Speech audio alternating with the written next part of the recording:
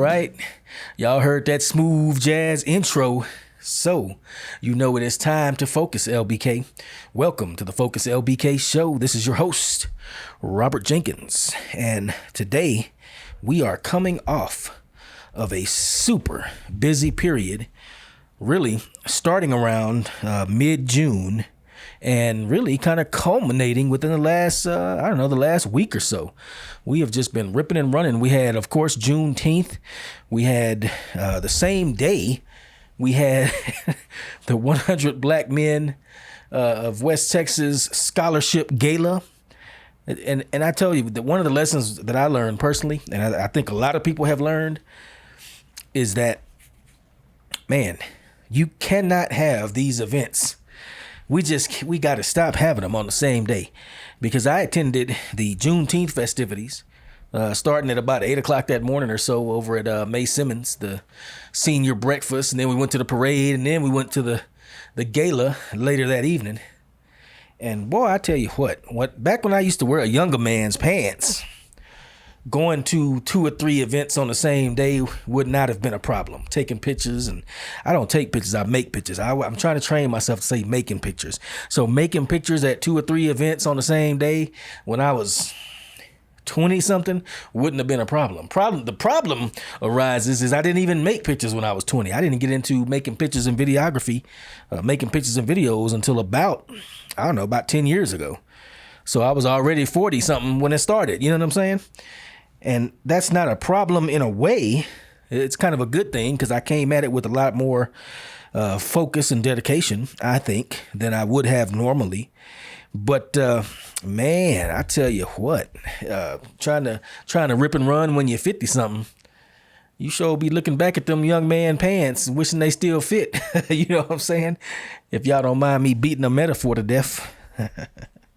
I tell you what, though, we ain't complaining at all, because first of all, we've been blessed with a reasonable measure of our health and strength. And also, we've been blessed to live in a little town like Lubbock. And I keep saying little town. People always say little town, small town. Lubbock ain't no little town. Lubbock is dang near 300,000 folks. 300. Last time I checked, man, 300,000 ain't little. If you had $300,000 in your account right now, would you call that little? I wouldn't. I would say that's pretty decent. I'd be pretty happy with that. You know what I'm saying? Now, of course, I'm a multi-millionaire. I'm a multi-millionaire when it comes to friends and family and the amount of love and support that I have. Other than that, I'm poor and broke just like everybody else. You know what I'm saying? But yeah, man, we were super busy, and we really are happy about it. We're not complaining at all, because it's great to be in and among the people, the community out there, making pictures, making videos. It was really a blessing. One of the standout moments, though, talking about age and having energy and what your mission is and stuff like that. One of the standout moments that we encountered, or that we were pleased to have something to do with, was the birthday celebration, the 102nd birthday celebration for Mr. Brady Baldwin, who is a long-time Lubbock resident, long-time Lubbockite. And it was good to see him again. We talked to him a couple years ago when he turned 100.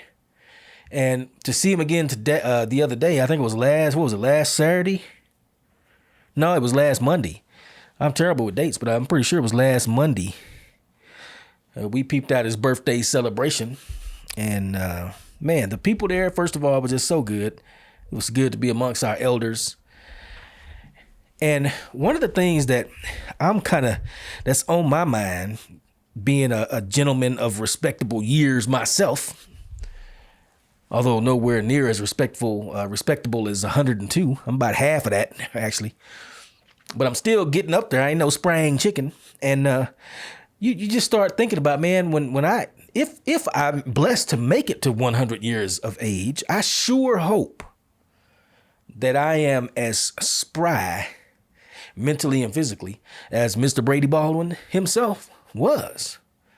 This gentleman, I'm trying to tell y'all, I don't think y'all gonna make me do some public math. Let me pull my calculator up. But no, I ain't even got to, because I'm gonna tell you right now, he was born the same time my grandpa was born. If my grandpa had lived, he would have been about 102. He was born in 1923. Robert Jenkins Sr., Robert Lee Jenkins Sr., born, I think he say March 29th, I want to say, 1923. Folks, that's he was born before the Great Depression. Wasn't the Great Depression in the 1929? Stock market crash in 1929? This is one thing that we are, well, I was going to say we're running out of. Clearly, we're running out of elders. The longer we live, the less elders we will have with us. And, that's why it was such a blessing to be there, because I got to see someone who, first of all, taught me, just being there at his birthday party, that, man, age is a number. Yeah, it is a number, and it does have some physical reality to it. It's not only a number. There are some things attendant that come with getting older. But at the same time, those things don't necessarily have to come with getting older. So in other words, Mr. Baldwin was spry mentally. He's getting to the point where it's a little bit difficult to understand him when he speaks. So you have to pay rapt attention. You got to look at his mouth and listen to him carefully. But when you listen to him carefully, you realize this guy is a joker. This guy is funny.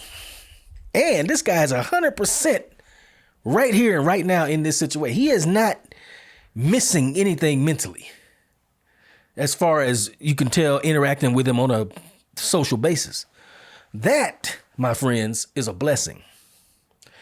That is an incalculable blessing. There is no, what did it say with that old commercial we used to watch? What was it? Was it Discover Char or MasterCard? One of them credit cards talking about, new tuxedo, $500 tickets to the thing, $600 seeing your daughter's first performance at Juilliard, priceless. This is what I'm talking about. My wife always laugh at me because me and my brothers, we say what I'm talking about. TAM apostrophe BOUT. That's what I'm talking about. Yeah, we country. I ain't gonna lie. Country wasn't cool. But what I'm trying to say to y'all is it is priceless to be 102 and still be in your right faculty. To have all your faculties and be in your right mind. It is, man, do you know how impressive that is? First of all, that's a testament to Mr. Baldwin for keeping himself in good shape. And he got out there and cut a rug too. Talking about mental shape. He 102. He danced about as good as I do. He might have more rhythm than me. I don't know. I was looking at him. I say, man, I don't know. He had a broom dancing around. I say, man, I would need a broom to help me dance. All my little injuries and situations going on. You know what I'm saying? I'm exaggerating slightly, but not much. So what I'm trying to say, man, is how much of a blessing it is to be able to reach the age of 102 and still be sharp mentally and to still have a reasonable portion of your physicality left over. And I was reflecting on the fact that it's just, man, it's a little bit sad for me to see sometimes some of our people in the community. And I was talking about this with Rock Sanders when he was on the show last week. It's a little bit sad when you're far younger than 102, but yet in far worse shape physically, or at least almost as bad, almost the same shape physically as someone who is 102 and you 60 something or 70 something. Wow. These are heavy things that I've been reflecting on. And you get to the point where you realize, man, we got to make some changes. I say we, I ain't talking about y'all. I'm talking about me. I'm talking about me. I got to make some changes. It's really weird coming from the fact that I was a great athlete in high school and in my 20s and stuff like that. I'm sure I didn't have the highest vertical leap and I wasn't the fastest in the 100. But man, my fastest time in 100 was like a 10.9. Now as quiet as it's kept, my real time, my regular time in 100 was like 11.2. But on a good day, one time I ran a 10.9 or a 10.8 or something like that. But I don't think it counted because I think the wind was blowing a little too hard. But I was a great sprinter. I was a great jumper. And then to see how those things change slowly over time, especially when you are dedicating yourself to, it's funny, you're dedicating yourself to supporting your family as a man. That is I believe your primary mission and duty. The reason you're put on this earth is to support your family, right? And true men don't think twice about doing that. It's not hard. It is hard. It does get to be physically demanding and mentally demanding and spiritually demanding. This is why so many men don't do it, because it's difficult. It is. However, once you start doing it, you get strength. That strength comes to you. God made you to do that. God made you to support your family. God gives you the strength and the ability mentally, physically, and spiritually to do so. That is your primary mission. But here's the thing. You get so caught up in doing it that you neglect yourself sometimes. A lot of times, oftentimes, many times, maybe most of the time, you neglect yourself.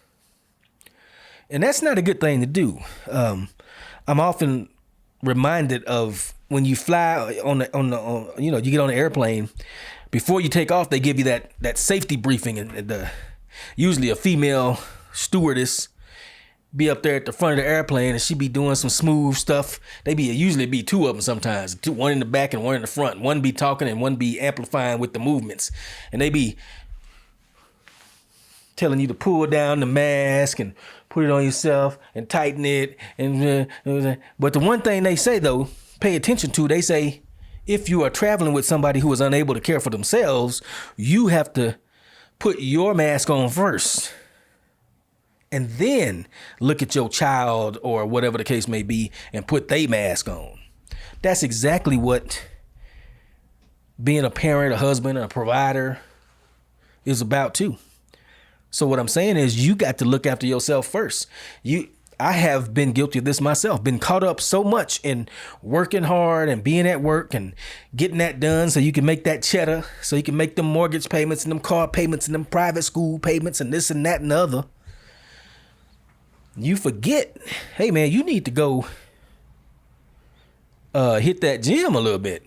And it's not even that hard. My thing is, I can do it. I get started, no problem. But it's the stick-to-itiveness. It's the dedication. It's the every day. And it's funny because I do that with everything else. I have dedication. This podcast, every Tuesday or every week, I get a podcast ready. Rain, shine, tornado, hailstorm. That's what we're gonna most likely see. Some shine, or else some tornadoes, nadatons, as my dad used to say. Dad still say, matter of fact. No matter what, I get this podcast out. So I know, I understand dedication. No matter what, every day I'm up at 6. On the grind by 7, getting home at whenever to make it do what it do on that front. But then, like many people, I neglect myself, and I got to think back and just remind myself, man, if you want to be 102 and still sharp mentally and physically and spiritually, there's things that you can't neglect. And honestly, I'm not even talking to y'all right now. I'm talking to me. You know what I'm saying? I'm the one got a problem with that. Why? And this is the question. Why is it so easy to dedicate yourself to something else, other things in life, but not taking care of yourself, not dedicate yourself to taking care of yourself? Why is that? It's hard to say, but it's bass backwards. It's stupid. Because like you say, if you don't put your oxygen mask on first, how you going to support the people that depend on you? Everybody know this. I mean, the stewardess tells you that on the plane, but honestly, you didn't need her to tell you that, did you? I didn't. I knew, I got to protect myself in order to protect my family, but yet I don't. And that's something, it bugs me, man. And so that's why the other day, I made a couple of appointments, you know what I'm saying? The dentist and the doctor and stuff, just go get some checkups and all that. Because honestly, as a man, I don't know what it is, But as a man, I don't particularly want to go holler at none of them cats. Don't know why. Why is that, fellas? Anybody out there know why that is? If you have a clue or an inkling or some theory or idea, why is it that so many men don't like going to the doctor and the dentist and the whatever, the who, and the what? Tell me what you think down there in the comments. Leave a comment, LBK. Like, seriously. Because I'm the same way. I'm hard-headed. I make everybody else in the house go get their stuff taken care of. Then I don't go get my stuff taken care of. Why is that? I don't even know why that is. Like my grandpa used to say, it's because I'm a man. That's why, I guess. I don't know. He said, I'm a man. Not a man, a man. He got that from, I don't know where he got it from. He never told me. It sounded like he made it up. But then again, I listened to Muddy Waters. He say, I'm a man.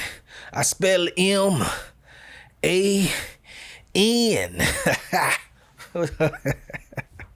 That's funny too, man. Talking about the blues, because going back to Mr. Brady Baldwin, whom y'all probably can tell, I'm pretty impressed with, and I feel like I love the cat, and I don't even hardly know him, to be honest with you. I barely know him, but he liked that blues. You know what I'm saying? He got there with that broom. He was dancing, he was listening to all kind of dying home blues. You know what I'm saying? They're going to pitch a Wang Dang Doodle up in this mug. But yeah, it's a lot of good things going on in the LBK, and it's a lot of things going on that ain't so good. I was at the barbershop today, and it was a older gentleman, and he was talking about they got the funeral for that young cat, and I forget his name. It's who was shot in the parking lot by the police over there on Parkway Drive, by the police, the popos. The Penelopes, we used to call them back when I wore a younger man's pants. Penelopes rolled up on him, and apparently from what I understand, I guess looking on Facebook and stuff, some of the parents and the family is upset and wondering why they have to shoot him so much. And yeah, it's a tragic situation. You know what? This is one thing that I've always said too about firearms and black people in the United States. I personally am a Second Amendment absolutist. I believe absolutely in the right to keep and bear arms. I think that any law they make against the right to keep and bear arms is unconstitutional. Because first of all, I don't think that the founding fathers said that. I think that because the founding fathers said that the right to keep and bear arms is absolute. The founding fathers intended for all free men in the country. And of course, that didn't apply to black people back in the day. But guess what? You can miss me with all that now because you free today. And if you don't think you free, well, you gone and wallow in what you consider to be your oppression. Me personally, I'm a free man. So I owns me some firearms, and I keeps and bears them too. I got bear arms. I know you can't tell. It look like I got regular arms, but I got bear arms on me. You know what I'm saying? But one of the things about the right to keep and bear arm is that even though the founding fathers intended, you can read their writings, they intended for it to be an absolute right. They also mentioned that it takes a great deal of responsibility and maturity to bear arms. And what we see, unfortunately, in the black community is just a terrible lack of responsibility almost on every side, at every juncture. Any direction one chooses to look, I see a lack of responsibility. And get this, folks. This lack of responsibility that we're talking about, hold on, let me get up on my soapbox. I'm up on there. Now, you can't tell because I'm short anyway. It looked like I'm the same height. That's how short I am. But being up on my soapbox, that lack of responsibility, first of all, is something that a father instills in his sons. Because let's get real, most of this gun crime is black men. It's true. It's so true. There's a meme about it. Y'all don't like to hear it. I don't care. I say it. We black men are probably between the ages of like, about 17 to 37, 17 to 27. That's probably only about 2 or 3% of the population of the United States. But we are so violent They have memes online. Y'all know what memes are. They got the meme, what is it, 1352, 1351? The number 13/51. You know what that refers to? 13% of the population commits 51% of the murders. That's how irresponsible we are. And it's worse than 1351 or 52 or whatever it is. It's more like 352. 3% of the population commits 52% of the murders. And those 3% are people who look like me. We love saying that phrase, people who look like me. Well, let's say it about let's tell the truth about it. People who look like me are 3% of the population, but commit 50-something% of the murders. And 90-something% of the people we murder are, guess what? People who look like me. Ain't no racism involved in that. The white man ain't holding your hand and wrapping it. It ain't no suicide device where he like on that movie. What was that movie? Shooter, where they got a wooden device with pulleys on it and they pull your arm up and make you look like you committed suicide, put a gun in your hand and pull it tight and you pull your arm up and then pull. No, ain't nobody doing that. Ain't nobody doing that. We are willingly packing firearms, which I totally agree with, but we packing them. We keeping them bearing these arms in a reckless, completely irresponsible manner. And frankly, I don't even want to hear nobody talking about racism no more. Oh, racism that, racism, equity this, equity. Where is equity in 352? Where is equity in that? What kind of equity is involved in 3% of the population committing 52% of the murders in the whole country? It's so sad. It's so sad. It's to the point where if you took out, and you can look on crime maps and see, it's neighborhoods, it's streets. It ain't all black people, it's streets and neighborhoods. Where in Michigan or whatever it may be, Detroit, Chicago, New Orleans, y'all know the places, right? It's streets. You can look on maps, and on the heat map, it'd be red where all the murders happen. It's zip codes. It's literally blocks. This block, that block, and that block. 3% of the population is killing 50% of everybody that gets killed in the United States. To the point where if you took out young black men, the ones that are doing this indiscriminate killing, the United States has almost no murder. Y'all heard me right. Look it up. Where Black Lives Matter on that, by the way? Where all these groups at? They ain't nowhere. They'll never talk about that. The fact that if you took out the 3% of black males that are doing all this killing, there's almost no crime in it. People always say Europe don't have guns and that's why they ain't got their crime rate as low. No, Europe don't have young black men between the ages of 18 to 57 committing 50% of the murders. That's why their crime rate is low. I done got to the point, man. See, I'm a father. As a dad, you don't have the luxury of wallowing in self-pity. You don't have the luxury. Well, what you don't have is the luxury of teaching your kids to base their lives on falsehoods and misperceptions. You got to face the truth and look it dead in the face and say, yeah, I see you. The only way we're going to stop it is to acknowledge it. I ain't saying the things that I say to hurt nobody. I ain't saying the things that I say to make nobody mad. I ain't saying the things that I say to air dirty laundry.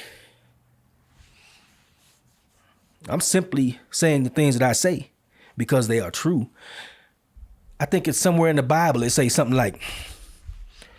to the effect of the beginning of wisdom is to call things by their proper name. Is that the Bible? I'm not sure where I got that. I think that's the Bible. Well, guess what, folks? Black people, the beginning of freedom, the beginning of a better life for more of our people, is calling things by their proper name. In other words, telling the truth about stuff. And the truth is 3% of us is committing 50-something% of the murders. So in other words, if we could stop that, the murder rate in the United States would be half of what it is.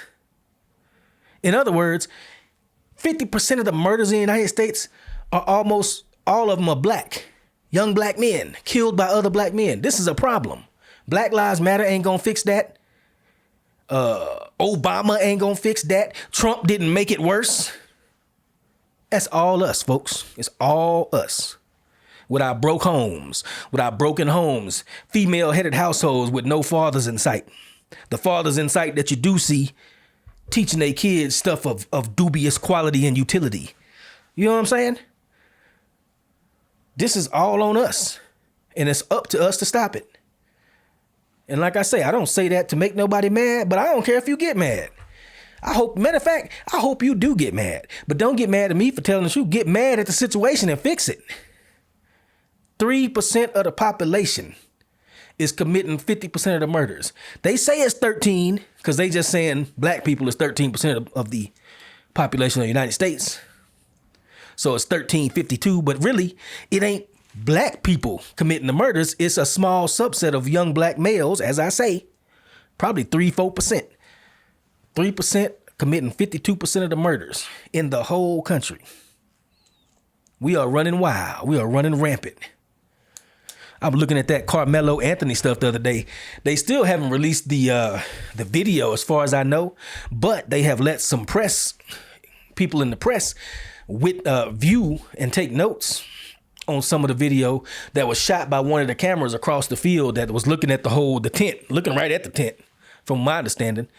And they said you can't see faces. It's too far away. The resolution is not high enough to see people's faces, but you can see the altercation. And they say, according to these journalists, now keep in mind, I haven't seen the tape because they haven't showed it to regular people as of the time I'm recording this. But journalists from all across the political spectrum have said they have seen and they're leftists too. A lot of them are leftists. The Daily Mail, I think, that's a leftist British newspaper, saw the tape and they said, well, there is no altercation on the dang thing. Everything is cool. People minding their business, chilling. And then all of a sudden it gets stabbed. And you can see the moment he gets stabbed because everybody breaks out running. But you don't see no altercation before that. So what I'm saying is 352.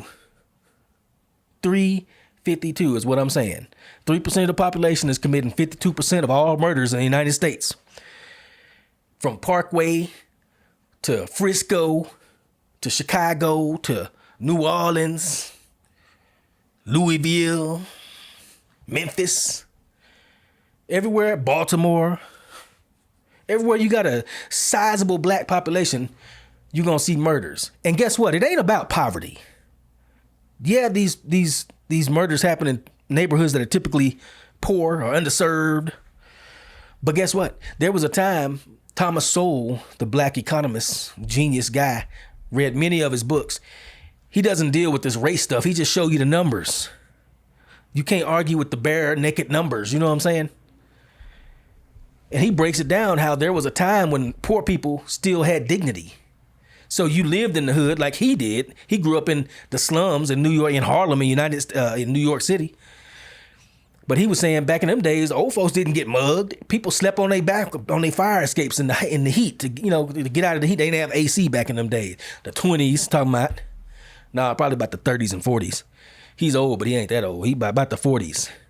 So sleeping in Harlem, New York on your fire escape, nobody mess with you. Old folks walking down the street with their groceries, nobody mess with them. Schools that performed. Schools where black people performed. Schools where teachers didn't fear for their lives. They taught people who were receptive to learning. This was maybe 2 generations ago. What has happened? Well, we know what has happened. The Great Society, the so-called Great Society. Let's give everybody welfare. Get the fathers out the homes. Why would you need a man if you got a check coming in? We see how that you see what you do. You need a man. I was reading a guy on Substack. I think his name. What is it called? Free Black Thought? No, I can't think of the name of the blog, but he was saying he grew up and his dad wasn't. Yeah, it was a podcast on Free Black Thought. And basically he was saying that his dad was kind of criminal-minded, as KRS-One say, criminal-minded, you've been blinded. Well, anyway, his dad was kind of criminal-minded, but he was still a pretty good dad, and he actually still set his son on a good path. But he wasn't a perfect dad. He wasn't always there. He had his issues. But just that little bit of fatherly love and guidance helped him avoid some of the pitfalls and some of the bullcorn. You know, when you say bullcorn, you got to slide them L's. You can't say bull. Or you can't say bull anything else. You got to say bull. That's some bull corn. Anyway, that's all I'm talking about, folks. Talking about really the importance of fathers here in mitigating some of the this utterly ridiculous behavior that we see from some of our own children. You know what I'm saying? It's to the point, man. You talking about black fatigue? I'm not fatigued with black people, but I've been tired of some of the behaviors I see people engaged in. Yeah, buddy. I hate to end on a negative note, man, but I've been talking, running my mouth. We do got some good things coming up, though. If you saw the podcast last week, you no doubt heard us talk about the back to school drive. June. My electronics little. Let me, here we go. They're not electronics, they're electronics. June 15th to July 31st. Rock Solid Fitness. Donate now. You can call them at 806-544-4663. That's 806-544-4663. Or you can catch them at www.ceolubbock.com, www.rocksolidfitnesslubbock. They having a back to school drive. They accepting all that stuff until July 31st. You got about another week or so, I guess. What's the day? Yeah, 22nd. Got about another week. Get that stuff in there, man. For real. Help a brother out. Help a brother out. Brother Rock helping out some other brothers and sisters, little brothers. Man, what else they got? I'm looking on here because I saw something. The Tomato Festival, a fresh tomato bar, all you can eat tomatoes. That begs the question, how many tomatoes can you eat? It depends. But sounds like a good deal. July 26th next week, 8 a.m. to 1 p.m. That's on, if y'all want to see these, man, peep them out on What's Going On. I put that out every Monday. What's going on? Back to school bash. Man, Heart of Art, a local market of creators, community and culture, 19th Street, 1409 19th Street, the Golden Hour Market from 12 to 6 on Saturday, September 27th. Yeah, sounds good. Know you got the Jazzy Christmas coming up around Christmas time. All that stuff, y'all saw it. I put it out every week, man. So y'all please peep that out. A lot of good stuff going around here. I just delved back into that because I didn't want to end it on a negative note. But I'm starting to realize, man, you got to keep it real. My mission here is to elevate the level of conversation in the community. And to elevate the level of conversation in the community, you got to keep it real. And when I say keep it real, I don't mean cuss and fuss. I mean talk about real substantive issues.